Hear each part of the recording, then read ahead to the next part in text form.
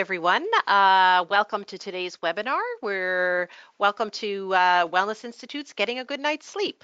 My name's Karen Whalen, and I'm the host of today's webinar. Today, our webinar is going to be facilitated by Katherine Kenyon. Katherine, give you a little bit of background about her. She received her master's degree in clinical psychology from U of M, where she's currently finishing up her PhD. She's worked with many different clients over the years and many who have sleep issues and concerns. So this is definitely something that's very familiar to Katherine. So just to give you a bit of background about the Wellness Institute, for those of you who are unaware, the Wellness Institute, we've been established in 1996. So we've been around for a while. We've been around for over 20 years. We are a not-for-profit certified medical fitness facility in Winnipeg. Through our personalized fitness and nutrition and lifestyle change programs, we work to help prevent illness, improve people's quality of life, and enhance health outcomes. As we're going through our webinar today, if you have any question at any time, please just put them in the chat box on the screen in front of you there at any time during Katherine's presentation, and we'll address them at the end. And this is just to really keep with the flow of the webinar. So I'll turn things over right now to Katherine. Hello, everyone. It's a pleasure to be speaking with you today. So I wanted to quickly touch on what our agenda is for today. So today we're going to be talking about the role of sleep. We're going to talk about what normal sleep looks like, and we're also going to cover a number of tips for getting a good night's sleep. So sleep is a vital part of our physical, mental, and emotional well-being. Sleep is one of the pillars of our health. When we sleep, although our eyes are closed, many of our muscles are relaxed, and we enter into different states of consciousness, the body and brain are still quite active. Researchers have found, for example, that sleep plays a very important role in flushing out toxins that accumulate in the brain during our waking hours, and also learning or forming new neural pathways, which helps us to establish new memories and to make decisions. Sleep affects every part of the body and serves a protective role. Chronic lack of sleep is associated with increased risk of disorders like high blood pressure, type 2 diabetes, certain cancers, obesity, depression, and anxiety. Sleep helps us to process information better and to be more flexible in our thinking. As such, it allows us to problem solve more effectively. Without adequate sleep, we're more frustrated and irritable, more reactive to stress, less able to interpret emotional situations, and less able to use our appropriate coping skills. The amount of sleep we get is connected to our ability to regulate our behavior by being attentive and using our reasoning skills to respond in different ways than we typically would. This ability, called inhibitory control, is a crucial component of our ability to achieve goals. The most famous experiment of inhibitory control was actually called the Marshmallow Test. Toddlers, whose ability to regulate their behavior is just developing, had a marshmallow placed in front of them, and were told that if they waited to eat it until the experimenter returned, they would get another. Inhibitory control helps us work towards bigger goals, like 2 marshmallows versus 1, that are less immediate, for instance, when the experimenter returns versus right now. A relationship between inadequate sleep and obesity exists because with less inhibitory control, we're more likely to make decisions based on immediate gains, like eating high-fat or high-sugar comfort foods that activate the reward centers of the brain, versus long-term goals, like eating a balanced diet that supports lasting health. In addition, being awake for more hours in a day means that we have more opportunities to eat. What does normal sleep look like? And are your expectations for your sleep unrealistic? Many people believe that 8 is a magic number when it comes to sleep, and that getting less or more than 8 hours of sleep a night is harmful. While it's true that the average person needs between 7 and 9 hours of sleep per night, this is a population health guideline, and everyone's different. Some people can thrive on less than 7 hours of sleep per night, while others require more than 9 hours of sleep to function at their best. Sleep needs vary based on age, health, activity level, genetics, and our individual circadian rhythm, or internal clock. So how can you tell how much sleep per night is right for you? Be an experimenter in your own life and start asking yourself questions like, do I constantly feel sleepy? Am I able to concentrate and accomplish my daily tasks? Do I feel rested when I wake in the morning? One recommended way of assessing what your optimal amount of sleep is set aside 3 days. Usually this works best if you're on vacation. And allow yourself to sleep for as long as your body needs for those 3 days. You then take the average of your time spent over the 3 days. Everyone's sleep is different, and it's perfectly normal to get less than your optimal amount of sleep on occasion. It is perfectly normal to feel tired during the day sometimes. The occasional bad night's sleep is not cause for concern. Rather, it's chronically inadequate sleep that can put you at risk. Educating yourself about sleep and managing your expectations related to your sleep is actually one of the easiest ways to start getting a better sleep. It helps you to worry less about sleep, particularly right before bedtime, which means you can fall asleep easier. So here are 6 additional ways to improve your sleep. Whether you simply want to make sure you're consistently getting a great night's sleep, or if you've been struggling with sleep for some time, here are 6 changes you should make if you haven't already.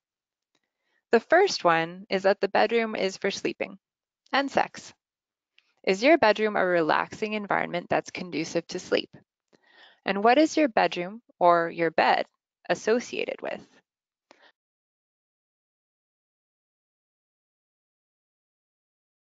Our brains form connections when one stimulus, or one thing, is repeatedly paired with another. For instance, if we always respond to work emails while lying in bed, our brains learn to associate the bed with work. Responding to work emails typically means that we need to be alert and ready to plan.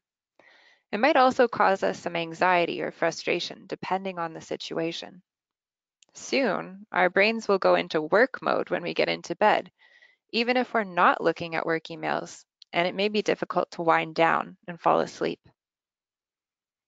Your, your bedroom should be associated with relaxation and sleep. Work on creating a peaceful environment with minimal stimulation where you generally only engage in activities that you find calming. Avoid reading, working, studying, and watching television in bed because these are all associated with your mind becoming active. Your bedroom should ideally be a dark, quiet, slightly cooler environment free of screens. Blue wavelength light, which is emitted by our laptops, our smartphones, and most high efficiency lighting, is disruptive of sleep. Research has found that blue light suppresses melatonin production for longer than other warmer types of light and interferes with our circadian rhythms. No screen time within approximately 2 hours of bedtime is recommended.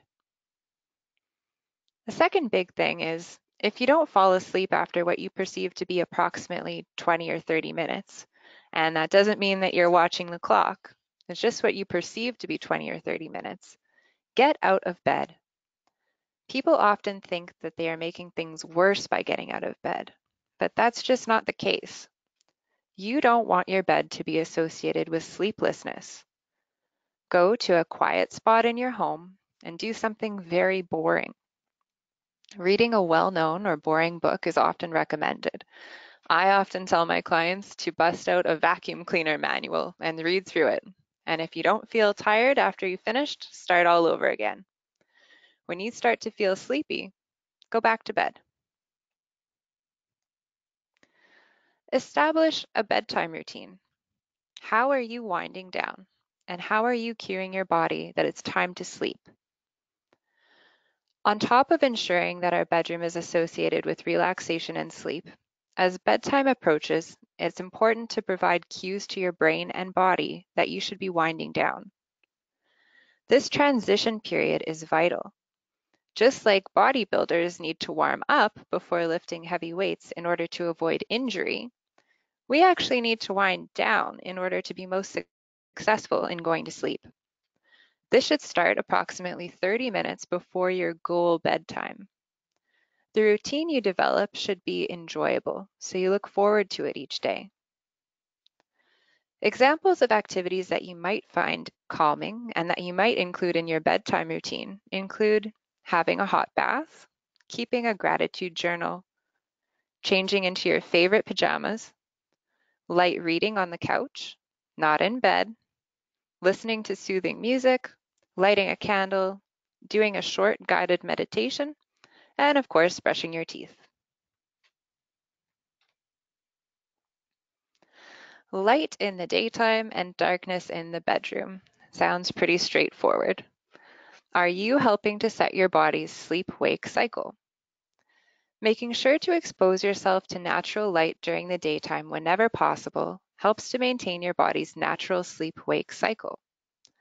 Getting some sunlight every day, particularly early in the day, is really beneficial. This might mean going for a walk on a break at work, eating lunch outside in the summertime if it's nice, or sitting in front of a window in the winter. At bedtime, your bedroom should be dark to cue your brain and your body into sleep. Again, it's also helpful to reduce light exposure for at least an hour before bedtime. Remember, no screens. And if you can, it's best to use dimmer lights before bed. So if you have dimmer switches, this can be really helpful.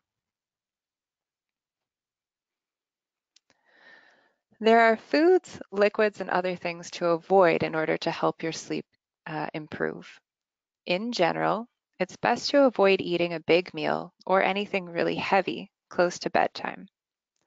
Having a small light snack prior to bedtime is just fine, so long as the snack isn't spicy or sugary. And while it's good to stay hydrated, avoid drinking substantial amounts of liquids close to bedtime, as this can result in frequent waking to head to the bathroom. Is caffeine interfering with your sleep? Caffeine is a stimulant. That means that it increases your alertness. Avoid consuming caffeine for at least 4 hours prior to bedtime in order to have the best sleep. Is alcohol interfering with your sleep?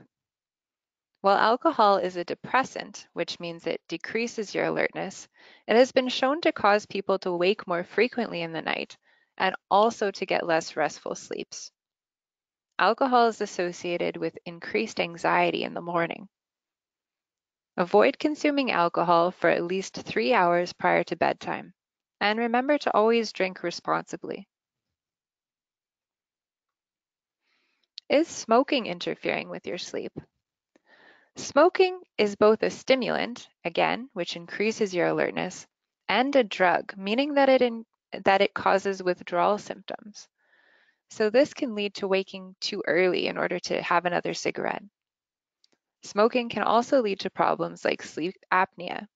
Avoid smoking for at least 4 hours prior to bedtime, and if possible, reduce or eliminate smoking altogether.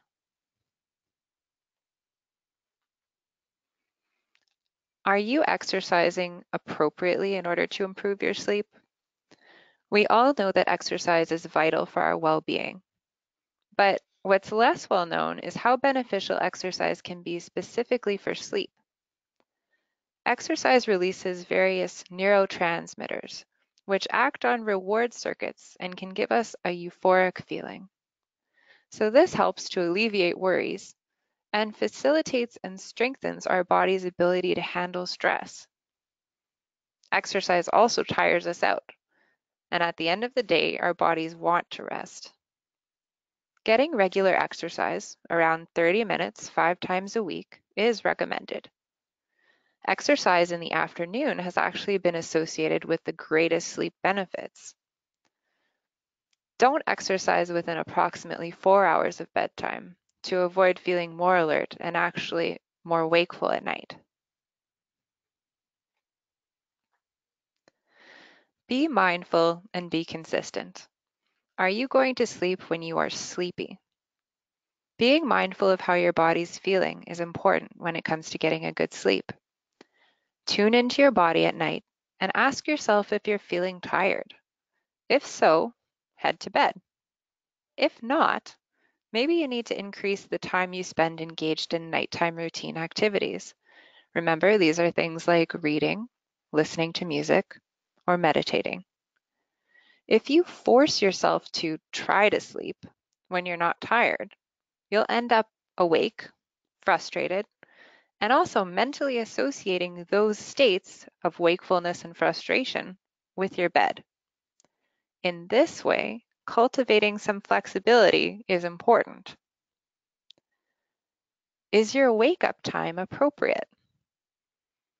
This speaks to the idea that while flexibility is important, consistency is also necessary. Establishing a consistent waking time, even on weekends, helps to maintain a regular sleep pattern that works for you.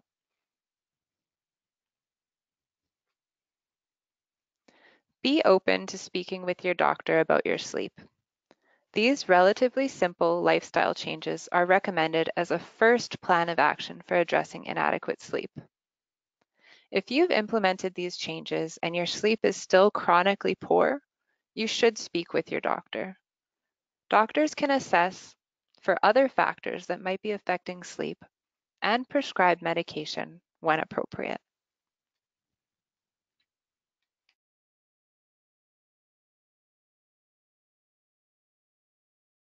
Thank you, Catherine. That was great. We have a couple of questions here now, and if anyone has any additional questions, please again feel free to use your chat box, and we'll address them. The first question is, it's hard to establish, I find it hard to establish consistent patterns as I work shifts. So I have to wake up at different times. Do you have any suggestions for me? Hi there. Oh, hello. Shift working is one of those things that can be really tricky with sleep. Um, Being as consistent as possible with when you're on shift, trying to come up with specific times that you do go to sleep and wake up if you have that kind of consistency in terms of your shifts. Otherwise, following those rules like not looking at screens before you go to sleep, even if that's in the daytime, being mindful of your caffeine, being mindful of your alcohol consumption, being mindful of your smoking, all of those other tips are really going to be very helpful. In addition, coming up with that routine before you go to sleep, whether or not that's at nighttime, will be really helpful. So incorporating things maybe like taking a hot bath or meditating or listening to soothing music, those things can be really helpful. If you're still struggling with your sleep, and this is kind of chronic poor sleep, I would recommend going and speaking with your doctor or with a professional who deals specifically with sleep. And there are professionals who deal specifically with sleep who work with a lot of shift workers like yourself. I have one other question, and the question here is, why is it that sleep deteriorates with age?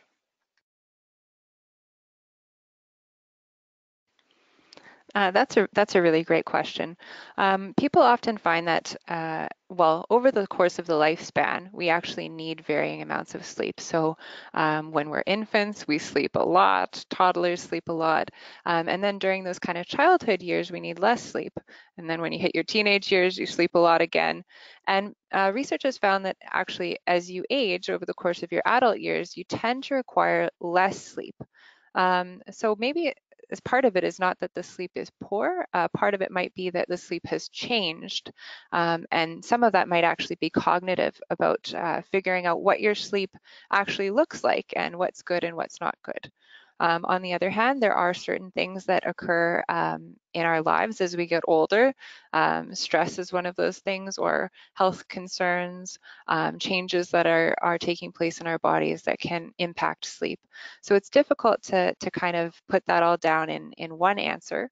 And again, if this is something that's ongoing for you and you're experiencing chronically poor sleep, would recommend going and speaking with your doctor who can actually assess what those factors might be for you, and come up with a plan that's going to be most effective for you to try and target your sleep. I have another question here, Catherine. Um, Let me just locate it. This one is, I work from home on a computer till midnight. My wife wakes up at 6 a.m. for work, so I am stirred. Divorce advice. Divorce is not an option. Okay. I guess my first question would be, is there a reason that you are working until midnight on your computer? And have you kind of established how many hours of sleep a night you need? Technically, one of the easiest ways might actually be to kind of backtrack and see if you could cut back on work a little bit later in the evening and then end up waking up closer to when your wife is waking up. But it's hard for me to. I'm just showing here, Catherine, it's an Australian company that the person works with. So that's Uh, why the person is on until midnight. Okay, so that's making a lot of sense. Well, I guess one thing that you could do is perhaps if your wife gets up and you stir and you find it difficult to get back to sleep, if you're able to maybe get out of bed for a few minutes, go to a quiet spot, and then read something really boring perhaps and get back into bed when you're feeling tired again, and sleep for that extra however many hours that you need. But with a job like that where you're working until midnight and you are on your computer, that is hard um, to address a sleep concern like that. Here's another question for you, Catherine, and I'm thinking that this might be fairly common with many people. This person is asking, I can fall asleep fairly easily, but then cannot stay asleep. I generally get between 3 and 4 hours of uninterrupted sleep each night. Help. That's a really great question, and that's actually something that I hear a lot with my clients, the people I work with, and also with friends and family. Is okay, I can get to sleep fine, but I'm not staying asleep. I'm really struggling. So a couple things to be mindful of. The first is how much you're drinking before bed. So whether that's affecting your need to get up maybe and use the washroom. And then another thing is actually just following through on getting out of bed if you find that you've woken up and that it's a struggle to fall back asleep. So if you're up for a few minutes and then you're able to easily fall back asleep, that's not a concern. If you're up for, periods of half an hour or more in the middle of the night, then those are the times when you really need to, even though it's not fun, even though you might feel that it's counterproductive, it's not. Get out of bed and go to a quiet space. Find a chair that's not particularly comfortable. I say like a dining room chair, not a lazy boy, and grab something really boring and start reading it. And what's going to happen is your brain is actually going to get tired of doing that, and it's going to feel sleepy, and it's going to say, I'd rather be sleeping than reading this vacuum cleaner manual. And you're going to be able to fall back asleep when you get into bed. If you can't fall back asleep when you get back into bed, don't just lay there and associate that state of frustration with your bed. Get back out and repeat the process. And so maybe this is going to cut down on how much sleep you feel that you're getting over a few days. But in the long run, you're going to be getting much better sleep when your bed is associated only with sleeping and not with being frustrated that you're awake in the middle of the night. Thanks, Catherine. I think that's it for questions. I'd like to thank everyone for participating in our webinar today. And I'm just going to, Catherine has something here to add, so I'm just going to turn it back over to her now just for a moment before we conclude for today's session. So Catherine? Thank you. I realized as we were going through this that I forgot to talk about napping. And napping is actually really, really important. So I wanted to just touch on that briefly before we conclude. So napping during the day. In general, napping during the day should be avoided.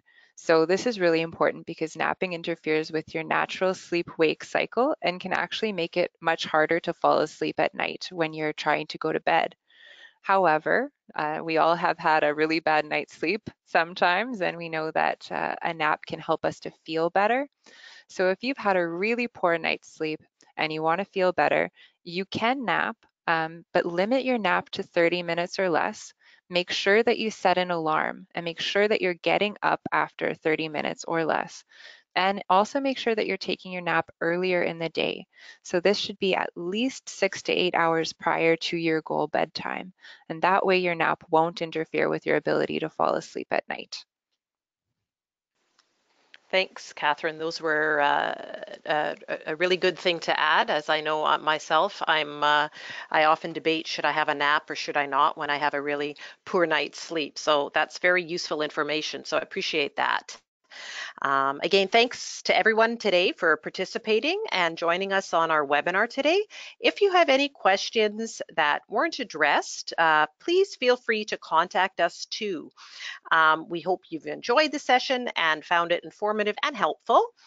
This webinar has been recorded. I know some of you had some challenges at the outset hearing us, so it has been recorded and you'll be sent the link. So if you'd like to watch it and hear it again, or share it with a friend perhaps who might find this information beneficial, we'd really encourage you to do so. So thanks again for joining us, and keep your eyes peeled for upcoming webinars that we'll be having down the road, and hope you'll be able to join us again. So thanks again, and wishing you all a good day. Take care.